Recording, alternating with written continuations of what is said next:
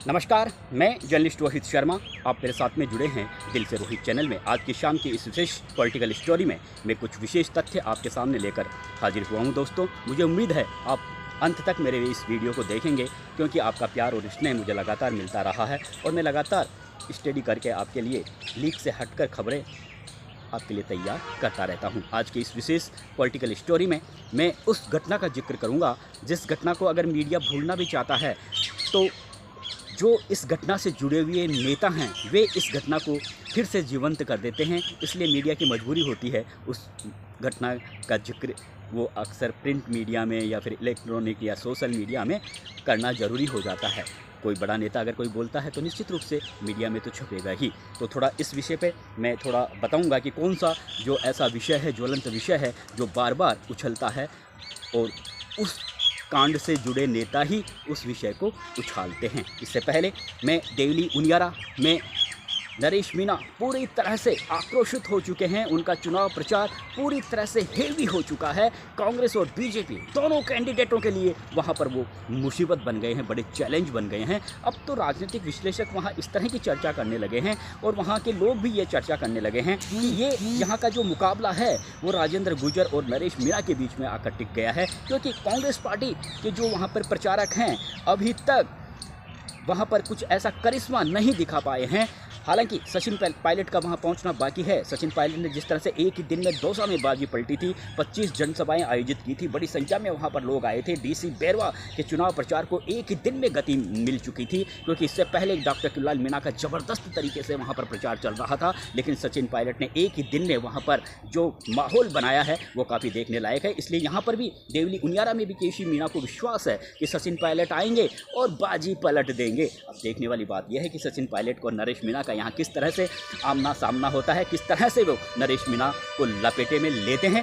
लेकिन इससे पहले आज जिस तरह से नरेश मीणा काफ़ी आक्रोशित दिखे चुनाव प्रचार के दौरान, एक गांव में जब वो गए, महिलाओं ने, बच्चों ने, युवाओं ने उन्हें काफ़ी घेर लिया, अपनी समस्याएं बता रहे थे। उस समय पूरा ज्ञान नरेश मीणा ने उन महिलाओं को दे दिया। उन्होंने कहा कि ये प्राचीन काल में ऐसा होता था जब किसी राजा की डेथ होने के बाद में उसका बेटा राजा बनता था। आजकल ऐसा नहीं होता, लोकतंत्र में ऐसा नहीं होता। लोकतंत्र में होता है वोट से ही राजा चुना जाता है और आपके वोट से ही राजा चुना जाता है। और अगर आप मुझे वोट देंगे और मैं राजा चुन जाऊं, मैं अगर राजा चुन लिया जाता हूं और अगर फिर आपकी समस्याओं का समाधान नहीं हो तो जब मैं दोबारा आपके पास में आऊं तो आप मुझे जूते चप्पलों की माला पहनाना और मुझे चप्पल मारना। ये बातें नरेश मीणा ने उन महिलाओं को कही तो महिलाएं हाथ जोड़ने लगी, नहीं नहीं हम ऐसा नहीं करेंगे। तो नरेश मीणा ने कहा आप क्यों नहीं करोगी, आपको करना पड़ेगा, क्योंकि अब से पहले आप कई सालों से अपनी समस्याएं बता रहे हैं। अब से पहले जो यहाँ के जो राजा थे जो आपके वोट से चुनाव जीतते थे, उन्होंने क्या किया, आपकी समस्याएं वैसे की वैसी है। और अगर फिर से वो वोट मांगने आते हैं अभी तो आप उन्हें जूते और चप्पल की माला पहनाओ और उन्हें जूते मारो। उन्होंने बाकायदा हरीश मीणा और राजेंद्र गुर्जर का भी नाम लिया। तो कुल मिलाकर वो पूरी तरह से एक अलग ही उनका अंदाज हो चुका है। जिस तरह से लोकसभा चुनाव में प्रहलाद गुंजल के चुनाव प्रचार में ओम बिरला पर वो कई तरह के आरोप लगाते थे, पूरे जोश खरोश से भाषण दिया करते थे, कुछ उसी वही अंदाज है उनका चुनाव प्रचार में आजकल खुद जिस तरह से अब वो अपना चुनाव प्रचार कर रहे हैं।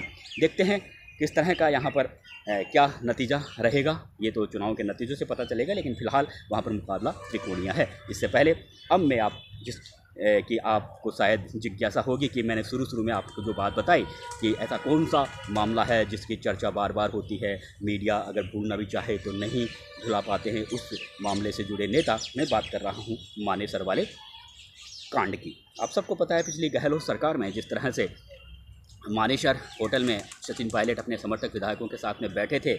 हालांकि ये उस समय बाद में समझौता भी हो गया था और बाद में समय समय पर ये मामला मीडिया की सुर्खियों में भी रहा। सुर्खियों में रहने की वजह यही है कि इस मामले से जो दो बड़े नेता जुड़े हुए हैं, अशोक गहलोत और सचिन पायलट, दोनों के ऊपरी तौर पर समझौता जरूर हो गया हो, लेकिन मुझे नहीं लगता कि जीते जी दोनों के दिल के तार आपस में मिल जुड़ पाएंगे। और अशोक गहलोत एक ऐसे नेता हैं जो जानते हैं कि पिछले 5 साल में सबसे ज़्यादा अगर किसी ने परेशान किया तो सचिन पायलट और डॉक्टर किरोड़ीलाल मीणा ने। डॉक्टर कुणाल मीणा विरोधी दल के नेता थे, उनका परेशान करना लाजमी था, लेकिन सचिन पायलट उन्हीं की पार्टी के नेता थे, उन्हीं एक तरीके से उन्हीं की सरकार में उप मुख्यमंत्री थे। और उसके बावजूद भी जिस तरह से उनका जिस तरह से उन्होंने अपना तरीका अपनाया असंतोष प्रकट करने का, तो वो कहीं ना कहीं अशोक गहलोत को वो अब तक नहीं भूल पाए हैं। और यही वजह है कि जब पिछले दिनों दौसा में चुनाव प्रचार के दौरान आए तो उस मंच पर सचिन पायलट नहीं थे, बाकायदा गोविंद सिंह डोटासरा थे, रंधावा थे, टीकाराम जूली थे, रघु शर्मा थे, कांग्रेस पार्टी के और भी नेता थे।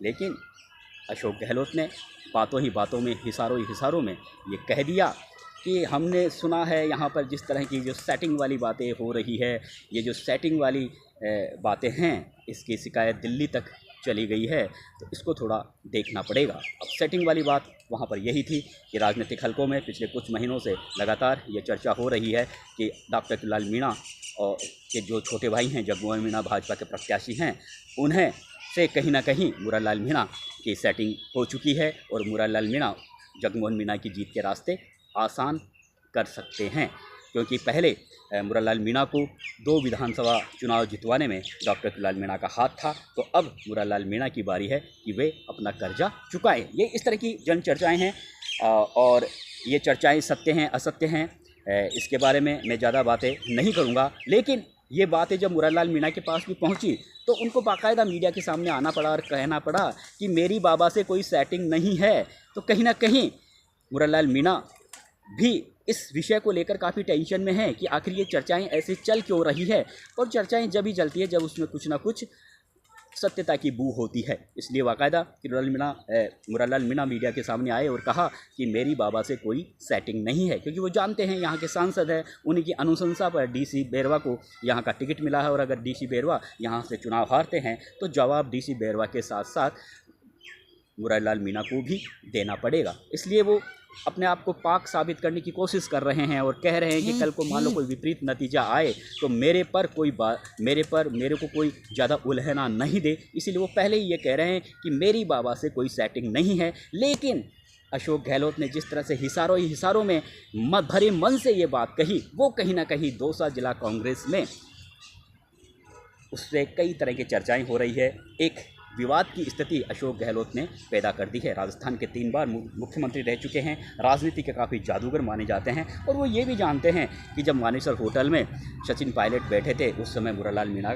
ने उनका पूरा साथ दिया था। हालांकि मुरारलाल मीणा बाद में जब ये मामला शांत हो गया तो पूरे 5 साल तक मंत्री पद पर भी रहे गहलोत सरकार में। और मुरारलाल मीणा के बारे में ऐसे कहा जाता है कि बैलेंस बनाकर चलते हैं, सचिन पायलट से भी व्यवहार नहीं बिगाड़ रहे, अशोक गहलोत से भी व्यवहार नहीं बिगाड़ रहे, लेकिन उन्हें सचिन पायलट का काफ़ी करीबी माना जाता है। तो यहाँ पर अशोक गहलोत को मौका ज़रूर मिल गया लगता है। लोगों में चर्चा है, राजनीतिक गलियारों में इस तरह की चर्चा है कि अशोक गहलोत अभी भी उस मानेसर वाली घटना को शायद भूले नहीं हैं। इसलिए उस घटना से जुड़े जो लोग हैं उन्हें मौका मिलते ही वो अभी भी लपेटे में लेने का प्रयास करते हैं। अब लोग ये भी कहते हैं कि वो डीसी बेरवा का चुनाव प्रचार करने आए थे या वे कहीं मुरारलाल मीणा पर तंज कसने तो नहीं आए थे, उनके चूटियाँ भरने तो नहीं आए थे। इस तरह के लोग चर्चा कर रहे हैं। वैसे अशोक गहलोत जो बात कहते हैं उसके दूर तक मायने निकलते हैं। जैसे उन्होंने कहा कि इसकी दिल्ली तक शिकायत चली गई है, तो दिल्ली तक शिकायत पहले गई हो या नहीं गई हो, लेकिन जब अशोक गहलोत जैसा नेता भरे मन से जब इस तरह की बातें कहे तो फिर निश्चित रूप से दिल्ली तक तो बात पहुंचती है ही। कुल मिलाकर अब ये देखने वाली बात होगी कि कांग्रेस पार्टी के जो नेता डीसी बेरवा का जो वहाँ पर प्रचार करने जा रहे हैं, अगर ऐसी स्थिति में वहाँ पर अगर विरोधाभास की स्थिति कांग्रेस पार्टी के बड़े नेताओं में ही रहेगी तो फिर कैसे डीसी बेरवा ज़मीन से जुड़े हुए नेता हैं, काफ़ी सक्रिय नेता हैं, कैसे चुनाव जीतेंगे। सबसे पहले ज़रूरी यह है कि जो बड़े लीडर हैं उनके दिल के तार जुड़ना चाहिए और अगर उनके सही मन से अगर वो चुनाव प्रचार करेंगे तो फिर निश्चित रूप से डीसी बेरवा एक के जीत के रास्ते भी कहीं ना कहीं बनेंगे। कांग्रेस पार्टी यहाँ से लगातार मुरारलाल मीणा यहाँ से 2 बार विधायक 3 बार रहे हैं लगातार वो। अभी तो कांग्रेस पार्टी के टिकट पर 2 बार विधायक रहे हैं। उनकी पत्नी और बेटी के भी टिकट मिलने की चर्चा थी, लेकिन टिकट नहीं मिल पाया। लेकिन जिस तरह से कहा जा रहा है कि मुरारलाल मीणा और डॉक्टर कलराज मीणा के बीच में कहीं ना कहीं राजनीतिक मित्रता रहती है और एक दूसरे की वक्त पड़ने पर मदद करते हैं, तो लोग तो ये जो सेटिंग वाली बात जो उभर कर जिस तरह की वहाँ पे दौसा के राजनीतिक गलियारों में नहीं बल्कि जयपुर के राजनीतिक गलियारों में भी चर्चा का विषय बनी हुई है, तो निश्चित रूप से इससे मुरारलाल मीणा चिंतित तो होंगे ही, विचलित तो होंगे ही, क्योंकि वो भी एक दौसा के काफ़ी कद्दावर राजनेता हैं, दौसा के सांसद हैं और दौसा की राजनीति में उनकी भी एक काफ़ी अहम भूमिका रहती है।